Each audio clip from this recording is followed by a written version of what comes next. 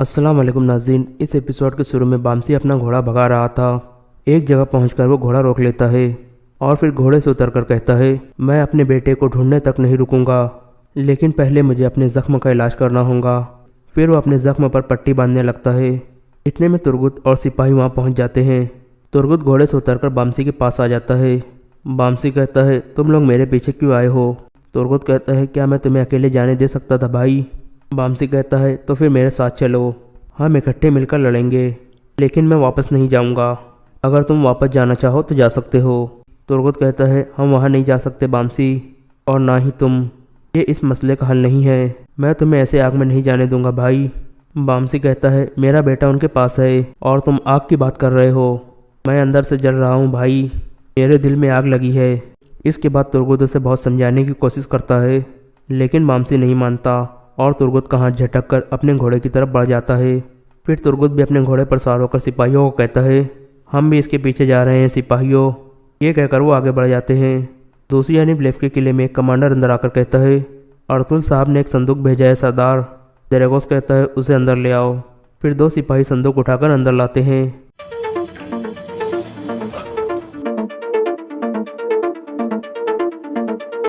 फिर दरेगोस कहता है, खुदा तुम्हारे गुनाह माफ़ फरमाए मेरे वफादार उरानोस, मेरा बहादुर जंगजू।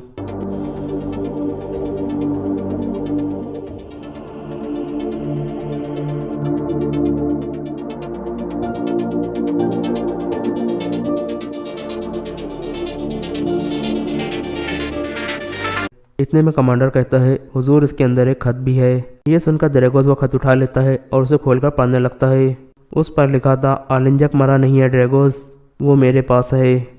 अब वो एक बेकार आदमी है जिससे हलाकू खान नफरत करता है। जब मैं उसे कोनिया के सुल्तान के हवाले कर दूंगा तो मुझे तुम्हारी मौत और किले का मुआसरा करने का फरमान मिल जाएगा। मैं जान चुका हूँ कि तुम कौन हो, तुम्हारा वक्त आ चुका है। सुलेमान शाह का बेटा अर्तुरुल। ये पढ़कर दरेगोस सख्त परेशान हो जाता है। दूसरी यानी जंगल में मर्गिन आलिंजक के पास मौजूद था। इतने में एक सिपाही वहाँ पहुँचता है और मर्गिन को बताता है कि अर्तुल साहब कल आएंगे और आलिंजक को ले जाएंगे। ये कहकर वो सिपाही वापस मुड़ जाता है। फिर मर्गिन कहता है, तुम कब तक खामोश रहोगे? तुम्हारी मौत आसान नहीं होगी। अर्तुल साहब कल तुम्हें लेने आ रहे हैं। आलिंजक कहता है, अर्तुल को मुझ जैसे आदमी को अपने फ़ायदे के लिए इस्तेमाल करना चाहिए, मैं अभी मरना नहीं चाहता। मर्गिन कहता है, तो फिर बोल पड़ो। आलिंजक कहता है, ये इतना आसान नहीं है, अर्तुल को पहले मेरी शर्तें कबूल करनी होंगी। मर्गिन पूछता है, क्या शर्तें? आलिंजक कहता है, हलाकू खान अब मुझे ज़िंदा नहीं रहने देगा, मैं यहाँ से दूर जाना चाहता हूँ। ارطل مجھے وہ سونا دے گا جس کے پیچھے میں بہت وقت سے پڑا ہوں، اور اسے میری جان بخشنی ہوگی۔ پھر میں اسے وہ موت دوں گا جو وہ چاہتا ہے۔ دوسری جانب ترگت اور سپاہی بامسی کے پیچھے جا رہے ہوتے ہیں، لیکن بامسی انہیں چکما دے کر ایک جگہ چھپ جاتا ہے۔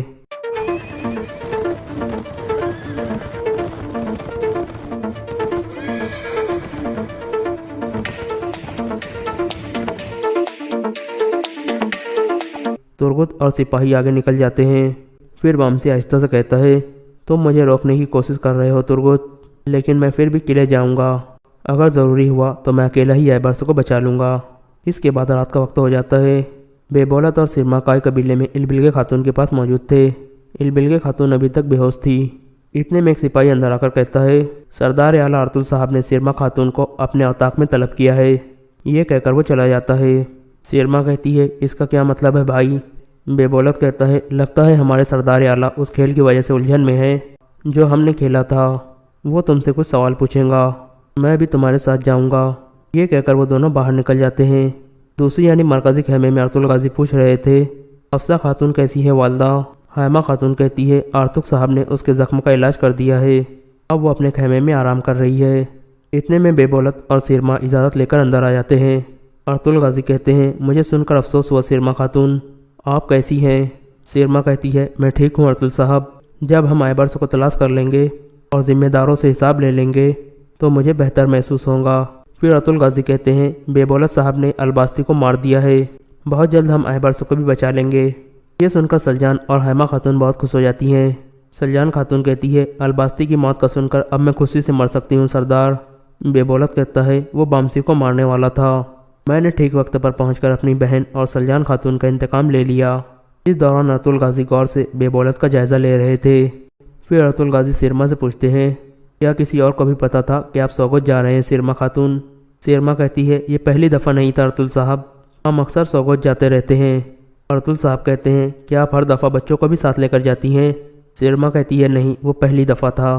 ارطل غازی پوچھتے ہیں، تو آج آپ انہیں کیوں لے کر گئی؟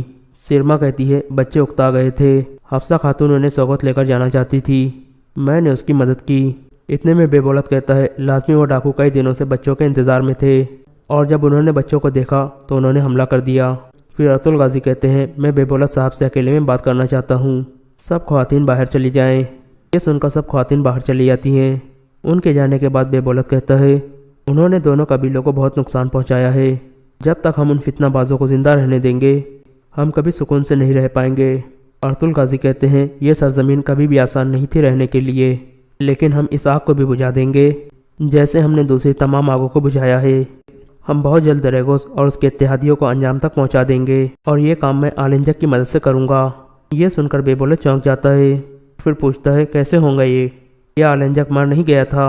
ارطل غازی کہتے ہیں، نہیں، وہ ابھی بھی میرے پاس ہے، جس نے اس پر تیر چلایا تھا وہ یقیناً اسے قتل کرنا چاہتا تھا، لیکن میں نے اس کا زخم ٹھیک کر دیا ہے، میں نے اسے چھپا کر رکھا ہوا ہے۔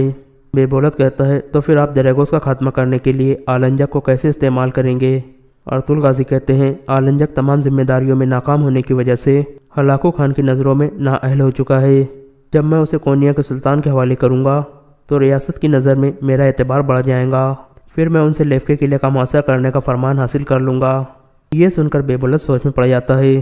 پھر ارطل غازی کہتے ہیں، آلنجک سے میرا کام ابھی ختم نہیں ہوا، ہو سکتا ہے کہ کونیا جانے سے پہلے وہ مجھے مزید معلومات دے دے۔ یہ سن کر بے بولت مسکراتا ہے۔ دوسری جانب سلجان خاتون حفصہ کے خیمے میں پہنچ جاتی ہیں اور اسے دلاسا دینے کی کوشش کرتی ہیں۔ حفصہ خاتون کہتی ہے، آپ ایبرس کی خاطر ان کے پیچھے گئی اور ان سے لڑی، آپ کو شکریہ سلجان بہن۔ سلجان خاتون کہتی ہے، ایبرس میرا بھی بیٹا ہے حفصہ بہن، میں جانتی ہوں کہ تب کیا محسوس ہوتا ہے جب آپ اپنے بیٹے کو خیمے میں نہیں دیکھتے اور اس کی آواز نہیں سنتے۔ اس طرح کے وقت میں ہمیں کسی دوست کی ضرورت ہوتی ہے جس کے ساتھ ہم اپنا درد بانٹ سکیں۔ حفصہ خاتون دوبارہ سلجان خاتون کا شکریہ ادا کرتی ہے۔ اسی دوران بے بولت دوسرے خیمے میں جا چکا تھا اور سخت غصے میں کہہ رہا تھا، میرا تیر کیسے آلنجک کے دل کو چیر نہ سکا، اس کا ہر سانس میرے لیے مصیبت ہے۔ اتنے میں ایک سپاہی اندر آ کر اسے ایک خط دیتا ہے۔ بے بولت اسے کھول کر پڑھنے لگتا ہے۔ اس پر لکھا تھا، میں خفیہ جگہ پر تمہارا انتظار کر رہا ہوں، دریگوس۔ اتنے میں سرما اندر داخل ہوتی ہے تو بے بولت خط چھپانے لگتا ہے۔ سرما پوچھتی ہے، یہ کیا ہے بھائی؟ بے بولت کہتا ہے، یہ اہم نہیں ہے سرما، یہ تاجروں کی طرف سے ہے، میں ابھی قبیلے کی طرف جا رہا ہوں، مجھے زیادہ دیر اپنے قبیلے سے دور نہیں رہنا چاہیے، تو مل بلگے کے صحتیاب ہونے تک اس کے ساتھ رہنا۔ یہ کہہ کر بے بولت باہر نکل جاتا ہے۔ دوسری یعنی مرکزی خیمے میں ارطغرل غازی نے ایک نقشہ سامنے رکھا ہوا تھا۔ اتنے میں دمرل اندر آ کر بتاتا ہے کہ ترگس صاحب نے ایک سپاہی کے ذریعے پیغام بھیجا ہے، وہ ابھی بھی بامسی کو تلاش کر رہے ہیں۔ ارطغرل غازی کہتے ہیں بامسی نے لازمی انہیں جھانسا دیا ہوگا تاکہ وہ اکیلا جا سکے، انہیں لازمی بامسی کو روکنا ہوگا۔ میں نے بے بولت اور دریگوس کو بتا دیا ہے کہ کل میں آلنجک کو کونیا لے کر جا رہا ہوں، الباستی یقیناً کونیا والے راستے میں ہمارے لیے جال بچھائیں گا۔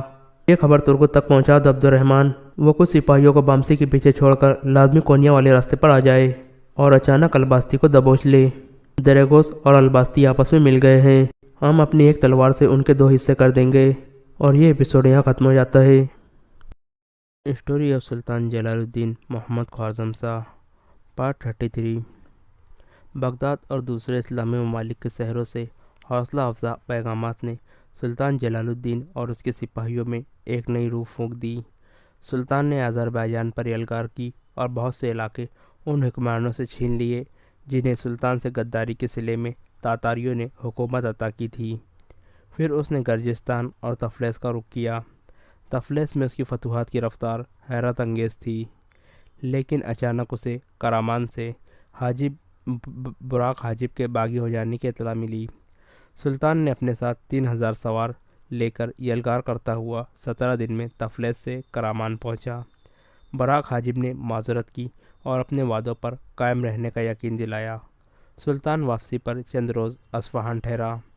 یہاں اسے خلیفہ ظاہر کی وفات اور خلیفہ منتصر کی جانشینی کی خبر ملی، اور اس کے ساتھ ہی اسے یہ خبر ملی کہ تفلیس میں تاتاریوں کے ہاتھوں بکے ہوئے سرداروں نے پھر بغاوت کر دی ہے اور وہ عیسائیوں کی مدد سے آذربائیجان کے شہروں پر حملہ کر رہے ہیں۔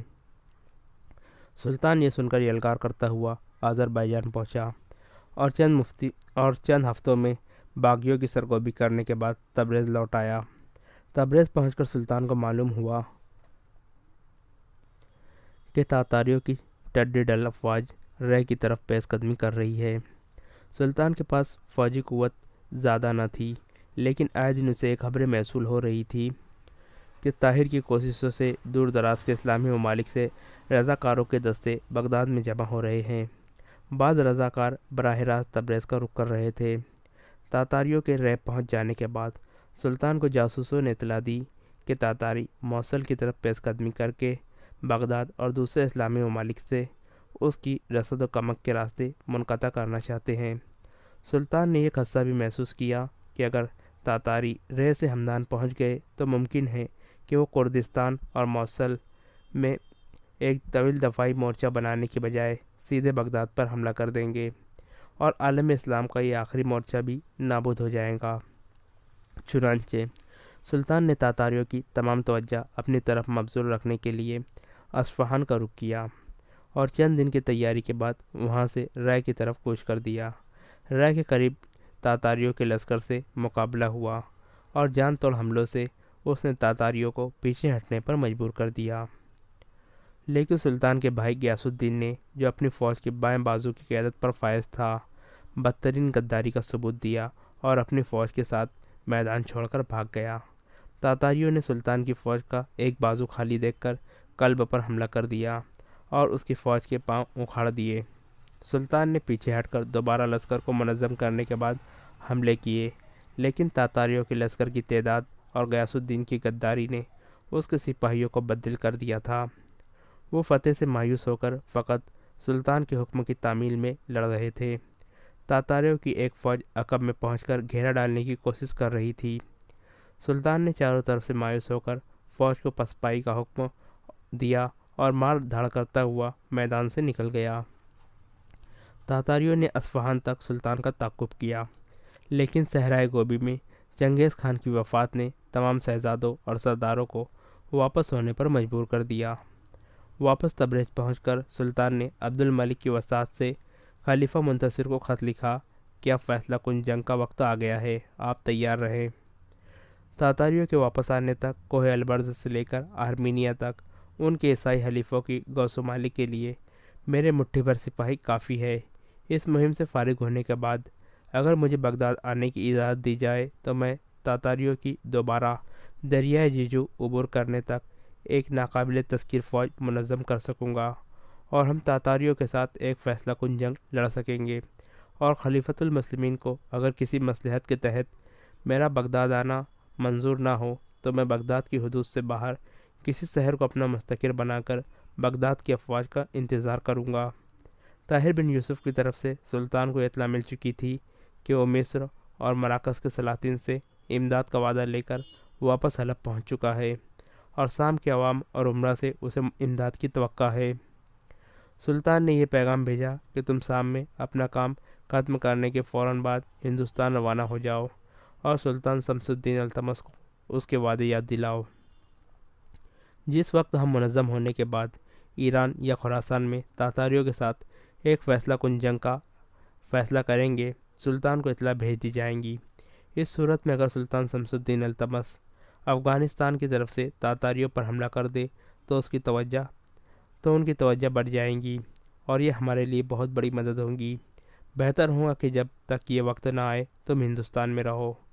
کئی جنگیں لڑنے کے بعد سلطان جلال الدین آذربائیجان کے شمال اور مغرب میں وسیع علاقوں پر قابض ہو گیا۔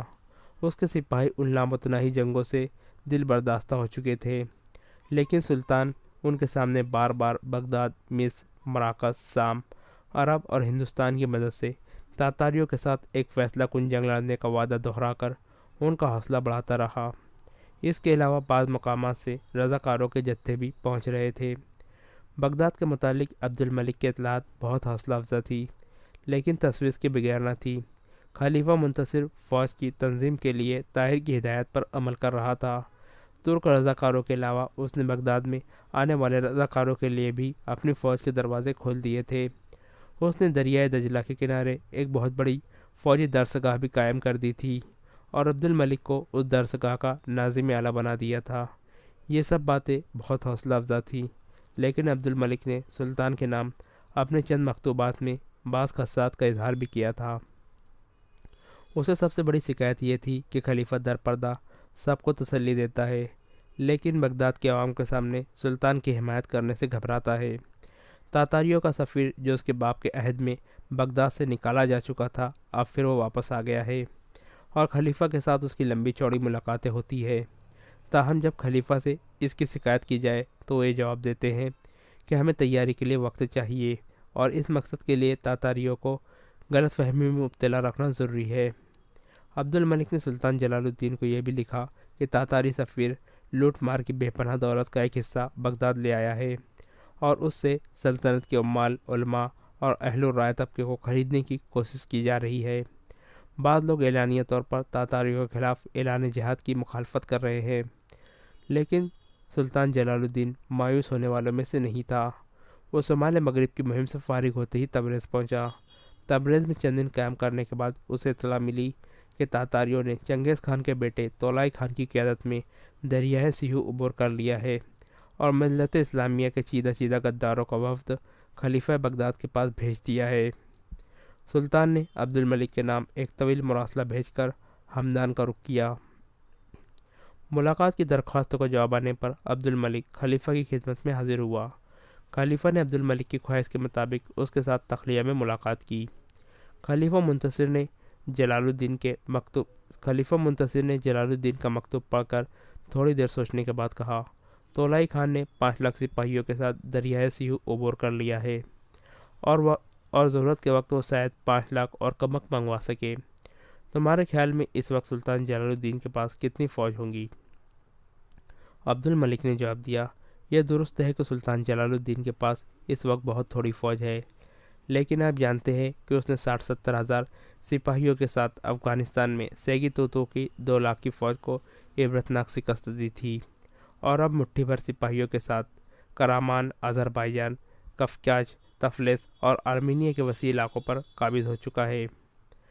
خلیفہ نے کہا، اس وقت ہماری ساری فوج 3 لاکھ ہے۔ فرض کرو اگر بغداد سے باہر کسی میدان میں شکست ہو جائے تو تاتاریوں کے ہاتھ بغداد کا کیا حشر ہوگا؟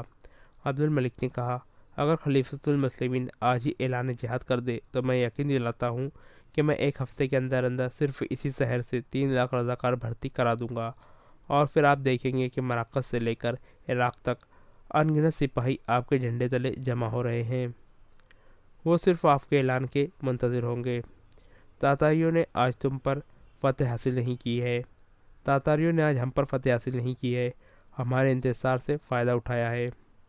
मुझे यकीन है कि जिस दिन बगदाद की अफवाज हमदान पहुँचेंगी, उसी दिन हिंदुस्तान से सुल्तान शमसुद्दीन अल्तमस बल्क तक पहुँच चुका होगा और तुर्किस्तान, खुरासान और ईरान की बुझी हुई राख में इंतकाम के शोले भड़क उठेंगे। और मुझे ये भी यकीन है कि हालत में तातारी दरियाए जीजू से आगे बढ़ने की जुर्रत नहीं करेंगे। खलीफा ने कहा, अब्दुल मलिक, हमें डर है अगर शिकस्त हो गई तो बगदाद का क्या अंजाम होगा।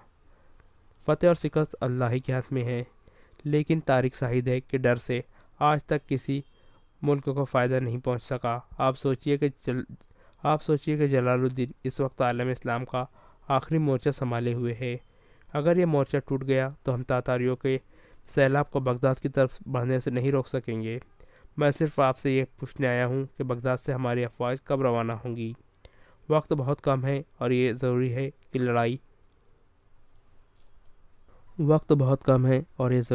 कि लड़ाई से कुछ अर्सा पहले हमारी अफवाज सुल्तान के पास पहुंच जाए ताकि वो उन्हें तरबियत दे सके। लेकिन हमें यह भी डर है कि बाहर के ममालिक ने हमारी मदद न की तो तातारी मौका पाते ही हम पर टूट पड़ेंगे। आप अपना फ़र्ज़ पूरा कीजिए और यकीन रखिए कि दूसरों को पीछे रहने का मौका नहीं मिलेगा। तुम्हें मालूम है कि बगदाद के अक्सर उलमा तातारियों के ख़िलाफ़ ऐलान जिहाद के मुखालिफ है। अक्सर नहीं, सिर्फ चंद, और उन्हें मैं उलमा कहने के लिए तैयार नहीं।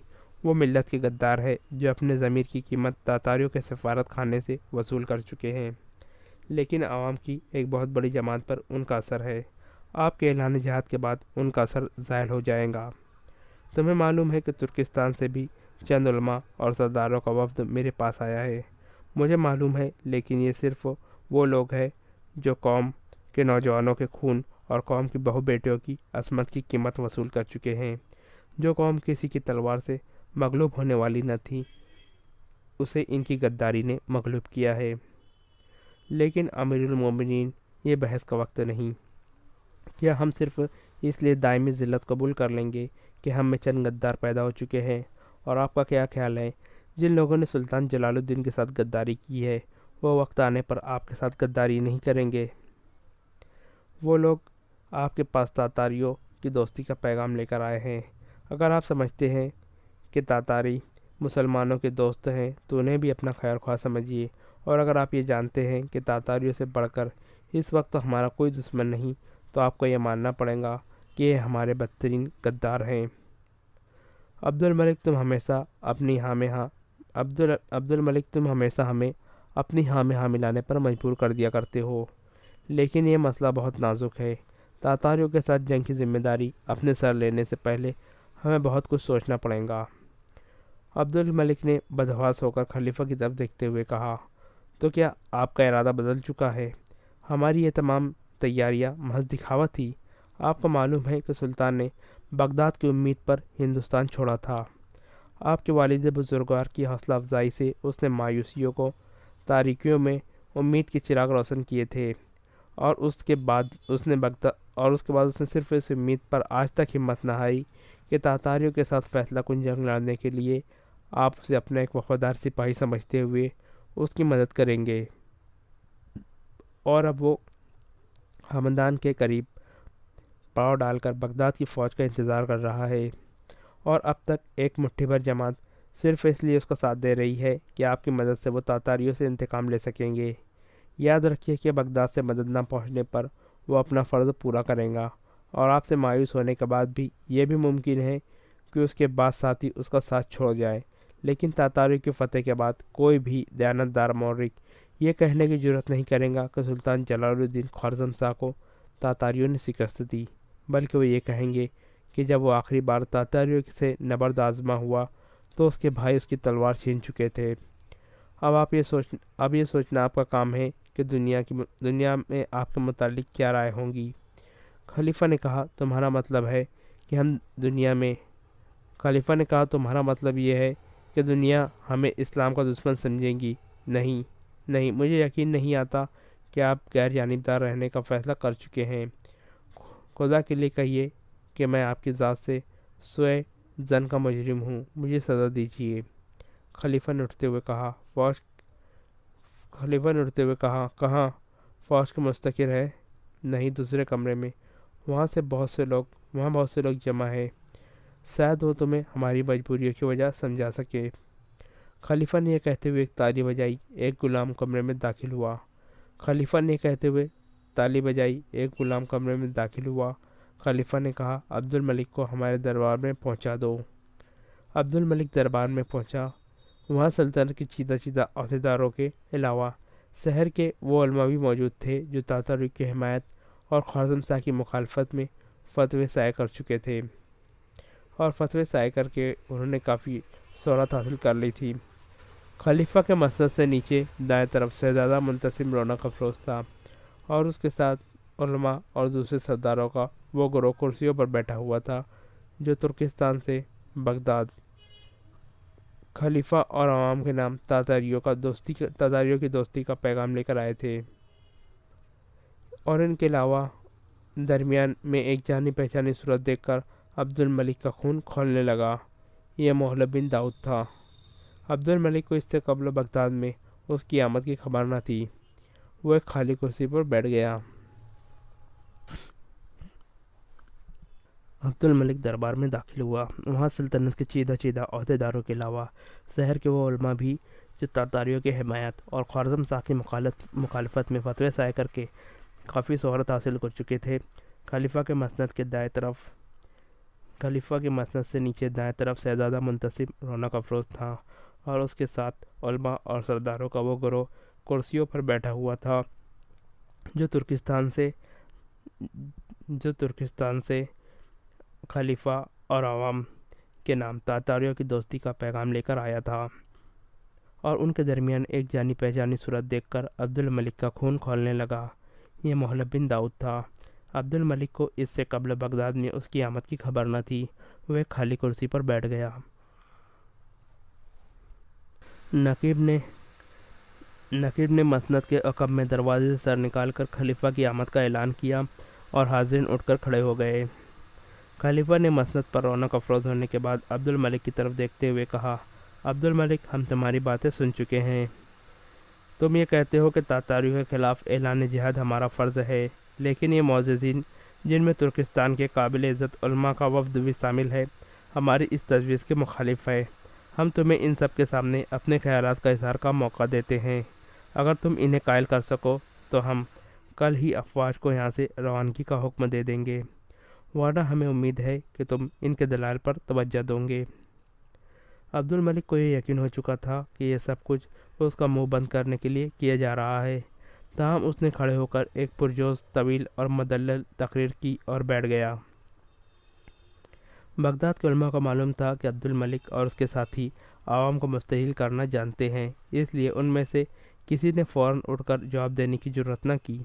خلیفہ نے ارکان وفد کی طرف دیکھا، لیکن وہ بھی عبد الملک کی تقریر کے بعد پریشان نظر آتے تھے۔ محلب خلیفہ سے بولنے کی اجازت لے کر اٹھا۔ وہ رائے کا پہاڑ بنانا جانتا تھا۔ شکست خوردہ ذہنیت کے لوگوں کو مایوسی کی آخری حد تک پہنچا دینا اس کے لیے مشکل کام نہ تھا۔ چنانچہ وہ تاتاریوں کو سینکڑوں کوس دور دیکھنے کے بجائے بغداد کی گلیوں اور بازاروں میں دیکھ رہے تھے۔ محلب کی تقریر کے بعد ترکستان اور پھر بغداد کے چند علماء نے ان کی تائید میں تقریریں کی، اور آخر میں سپہ سالار اور امراء سلطنت نے اپنے خیالات پیش کیے۔ کم و بیش سب کی رائے یہ تھی کہ تاتاریوں کے خلاف جنگ کرنا خودکشی ہے۔ تقریروں کا دوسرا دور سلطان جلال الدین کی شخصیت اور اس کے مذہبی عقائد پر اعتراضات سے شروع ہوا۔ اختتام پر خلیفہ نے عبد الملک سے سوال کیا، کیوں عبد الملک، تمہاری تسلی ہوئی یا نہیں؟ جب قوم کے رہنماؤں کی یہی رائے ہے تو ہم ان کے خلاف کیسے جا سکتے ہیں؟ عبد الملک اٹھ کر کھڑا ہو گیا۔ وہ غصے سے کانپ رہا تھا۔ اس کی تقریر کا ہر لفظ سامعین کے لیے ایک چبھتا ہوا نستر تھا۔ اسے یہ معلوم نہ تھا کہ وہ کہاں کھڑا ہے۔ خلیفہ حیران تھا کہ میں نے اسے بولنے کا موقع کیوں دیا۔ عبد الملک کہہ رہا تھا، میری تسلی ہو چکی ہے۔ مجھے وہ چٹان نظر آ رہی ہے جس کے ساتھ قوم کی کشتی ٹکرا کر پاس ہونے والی ہے، لیکن آپ یا تو غلط فہمی میں مبتلا ہے یا اپنے آپ کو جھوٹی تسلی دے رہے ہیں۔ یہ لوگ قوم کے رہنما نہیں، اور تاتاریوں کی حمایت میں جو آواز انہوں نے یہاں بلند کی ہے وہ ان کے دل سے نہیں، پیٹ سے نکلی ہے۔ ترکستان کے ان 8-10 غداروں کو قوم کے علماء اور سردار کہنا ان ہزاروں علماء اور عمرا کی توہین ہے جنہوں نے تاتاریوں کی غلامی پر موت کو ترجیح دی۔ اور ہمارے شہر کے یہ بزرگ جو آج بڑے بڑے قیمتی جبے پہن کر آپ کے دربار میں آئے ہیں، وہ یہ ہے جو عوام کو اپنی صورت دکھانے سے شرماتے ہیں۔ ان سے پوچھئے کیا ان میں سے کسی کے یہ کہنے کی جرأت ہے کہ بغداد کے کسی مسجد کے منبر پر کھڑا ہو سکے؟ مجھے اجازت دیجیے تو میں ایک دن بغداد کے ہزاروں علماء اس محل کے سامنے کھڑا کر دوں گا، اور ان میں سے ہر ایک تاتاریوں کے خلاف اعلان جہاد کی تائید کرے گا۔ قوم کے رہنما یہ نہیں جو قوم کو فروخت کر چکے ہیں، قوم کے رہنما وہ ہے جو قوم کے لیے مرنا اور جینا جانتے ہیں۔ خلیفۃ المسلمین، میں جانتا ہوں کہ میری تقریریں بے سود ہے۔ مجھے معلوم ہے کہ یہ تاجر مسلمانوں کو تاتاریوں کے ہاتھ بیچ چکے ہیں۔ یہ لوگ جو آپ کو یقین دلا رہے ہیں کہ تاتاری اہل بغداد کے ساتھ کیے ہوئے وعدے نہیں توڑیں گے، میں انہیں یقین دلاتا ہوں کہ جب تاتاریوں کی تلوار بے نیام ہوں گی تو وہ سرخ اور سفید خون میں تمیز نہیں کریں گے۔ یہ مدافعانہ جنگ میں ہمارا ساتھ دینے کے لیے تیار نہیں، لیکن تباہی میں انہیں ہمارا حصے دار ضرور بننا پڑے گا۔ مجھے شاید بغداد چھوڑنا پڑے، لیکن جب تک میں یہاں ہوں میں ان نام نہاد علماء کو منتبہ کرنا چاہتا ہوں کہ میرے خلاف فتوے شائع نہ کرے، اور سلطنت کے ان عہدیداروں سے بھی کہوں گا کہ وہ میرے راستے میں کانٹے نہ پھینکے۔ میں انہیں کچلنا جانتا ہوں۔ بغداد میں ان بزرگوں کی کوششوں کے باوجود ایسے لوگ موجود ہیں جنہیں لاٹھی سے ہانکنا آسان نہ ہوگا۔ میں یہ نہیں چاہتا کہ بغداد کے اندر ایسے حالات پیدا ہو جائیں کہ تاتاری سلطان جلال الدین کا خیال چھوڑ کر یہاں آنا زیادہ مناسب خیال کرے۔ میں سرکاری افواج کو ورگلانے کی کوشش بھی نہیں کروں گا، لیکن وہ رضاکار جو باہر سے صرف سلطان جلال الدین کی مدد کے ارادے سے آئے ہیں میں انہیں وہاں بھیجنے میں حق بجانب ہوں۔ ممکن ہے کہ حکومت بغداد اور تاتاریوں کی مصالحت کے متعلق سنتے ہی وہ مایوس ہو کر اپنے گھروں کو لوٹ جائے۔ بہرحال میں کوشش کروں گا کہ وہ جس مقصد کے لیے آئے ہیں اسے پورا کرے۔ میں اب جاتا ہوں، لیکن جانے سے پہلے ایک بات پر خلیفۃ المسلمین کی توجہ خاص طور پر مبذول کرنا چاہتا ہوں۔ وہ یہ ہے کہ محلب بن داؤد وحید الدین اور سابقہ وزیر اعظم کا قاتل ہے۔ میرا یہ کہنا بے سود ہے کہ اسے گرفتار کیا جائے، لیکن خلیفہ کے محل سے نکلتے ہوئے کسی پر عقب سے حملہ کرنا، خواہ وہ خلیفہ کی اجازت سے ہو یا اجازت کے بغیر، ایک غیر شریفانہ فعل ہے، اور آپ کو یقین دلاتا ہوں کہ میں کچھ احتیاط کا بھی عادی ہوں۔ محل سے باہر اس وقت کم سے کم 10,000 آدمی ہے جو شام تک میرے واپس نہ جانے کی صورت میں محل کی تلاشی لینے کی کوشش کریں گے۔ اب میں جاتا ہوں۔ محل سے باہر نکلتے ہوئے عبد الملک کی آنکھوں سے آنسو بہہ رہے تھے۔ وہ یہ کہہ رہا تھا، ان پتھروں میں زندگی پیدا کرنا میرے بس میں نہیں۔ بغداد کی تباہی مقدر ہو چکی ہے۔ دروازے سے باہر آدمیوں کا ہجوم تھا۔ وہ اس کی زبان سے ایک اہم اعلان سننے کے لیے بے قرار تھے، لیکن وہ انہیں دیکھ کر چلنے کے بجائے بھاگ رہا تھا۔ اس کی آنکھوں میں آنسو دیکھ کر کسی نے راستہ روکنے کی جرأت نہ کی۔ شام تک یہ خبر سارے شہر میں مشہور ہو چکی تھی کہ خلیفہ تاتاریوں میں دوستانہ معاہدہ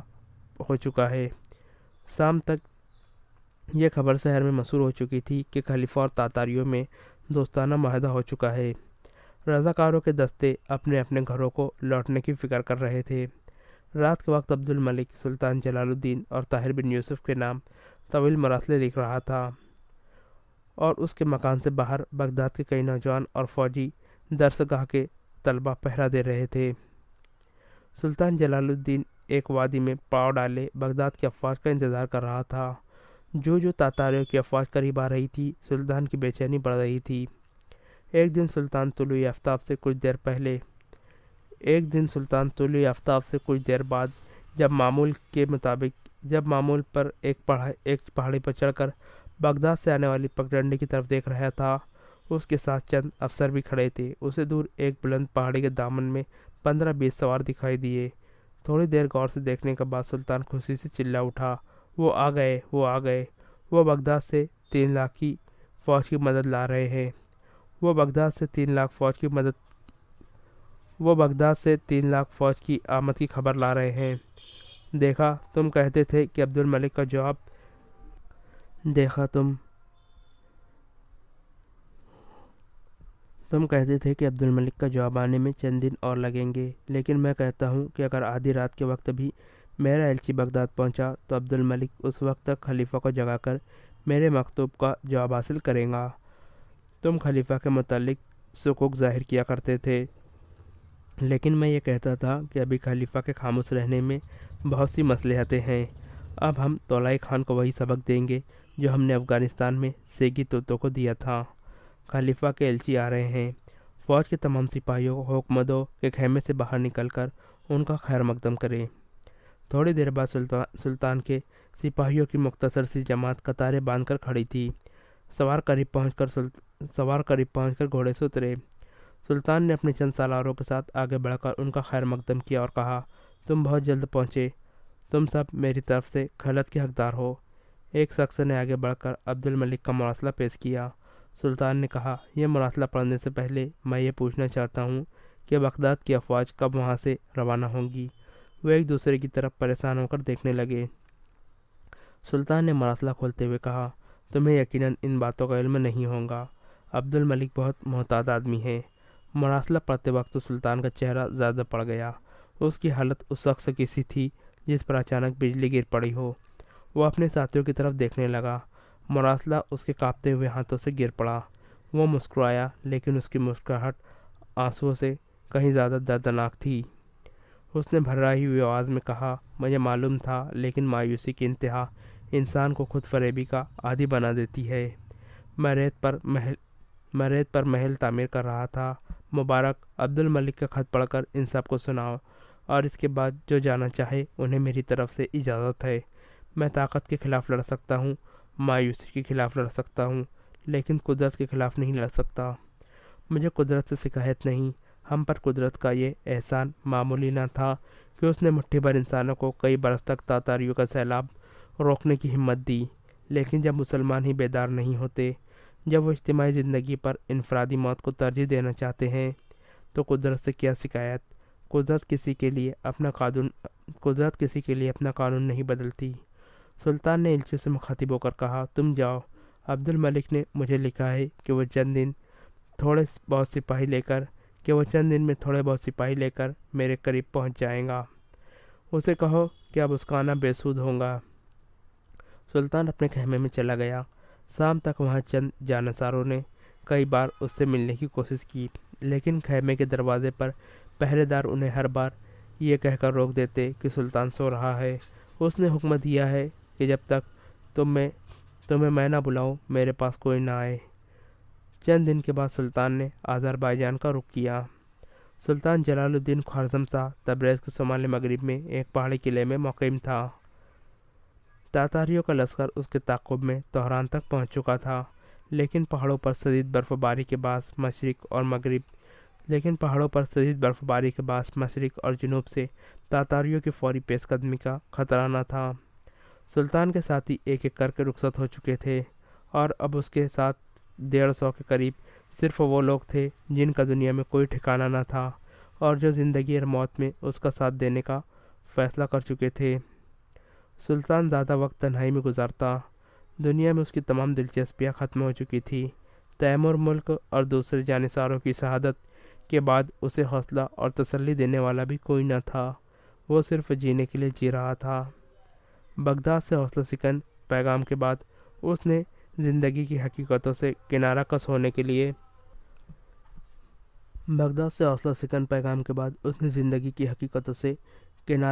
کے لیے شراب نوشی شروع کر دی۔ ہوش کا ہر لمحہ اپنے لیے ناقابل برداشت سمجھتے ہوئے وہ مدہوش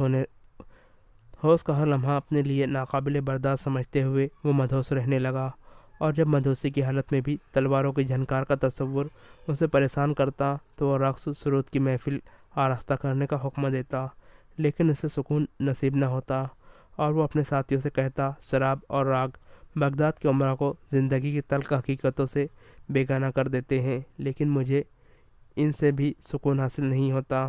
کبھی کبھی وہ اپنے ساتھیوں سے کہتا، میں ایک بہت بڑا مینار ہوں جس کی بنیادیں ہل چکی ہے، تم یہاں سے چلے جاؤ، مجھے ڈر ہے کہ جب میں گروں گا تو تم نیچے دب جاؤ گے۔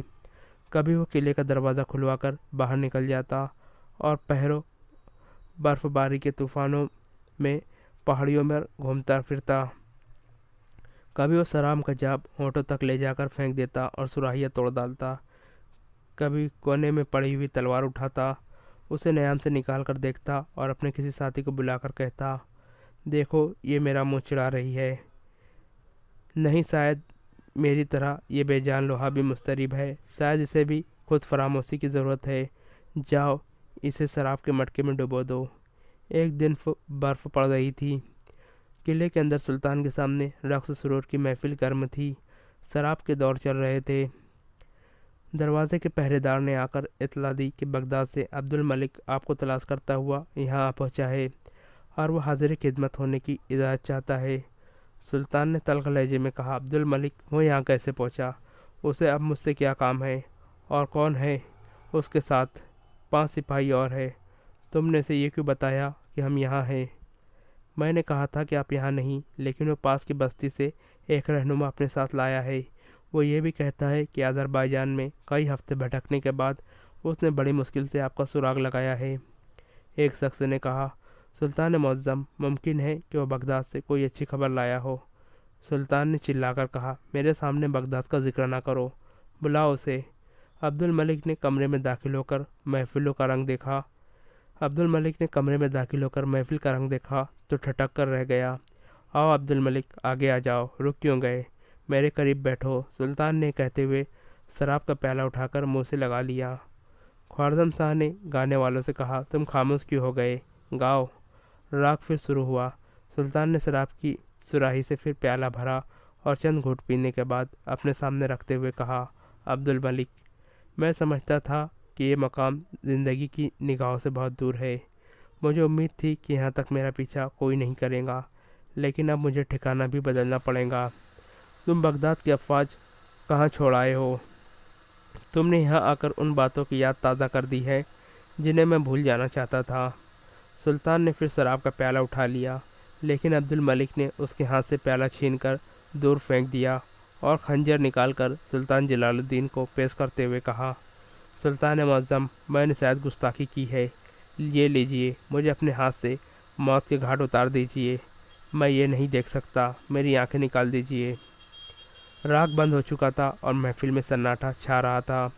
سلطان نے غیر متوقع اطمینان کے بعد عبد الملک کی طرف دیکھا اور سراہی اٹھا کر اس کی طرف بڑھاتے ہوئے کہا، یہ لو، اسے بھی توڑ ڈالو، میں خود کئی مرتبہ انہیں توڑ چکا ہوں، ایسی چیزیں ٹوٹنے سے ختم نہیں ہوتی، یہ مٹی کے ٹھیکرے ہیں جو ایک بار ٹوٹنے سے ختم نہیں ہوتے، دوبارہ جڑ سکتے ہیں، اور اگر یہ جڑ نہ سکے تو نئے بنائے جا سکتے ہیں۔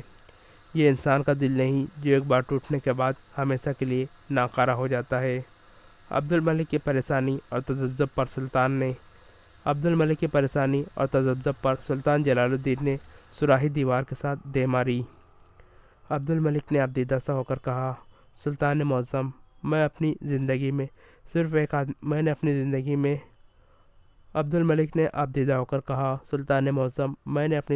صرف ایک آدمی دیکھا تھا جو مایوس ہونا نہیں جانتا تھا، لیکن آج… سلطان جلال الدین نے کہا، وہ انسان جسے تم جلال الدین خوارزم شاہ کے نام سے جانتے تھے مر چکا ہے۔ اس وقت تم اس کی لاش سے باتیں کر رہے ہو۔ ہاں، یہ بتاؤ تم یہاں کس طرح پہنچے؟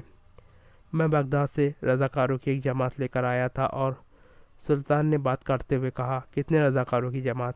میرے ساتھ 5000 آدمی روانہ ہوئے تھے۔ تم نے غلطی کی، میں نے منع کیا تھا۔ آپ کا پیغام مجھے اس وقت ملا جب میں بغداد سے ایک منزل آگے آ چکا تھا، اور آپ کا حکم سن کر 3000 سپاہی واپس چلے گئے۔ اور سلطان نے پھر بات کرتے ہوئے کہا،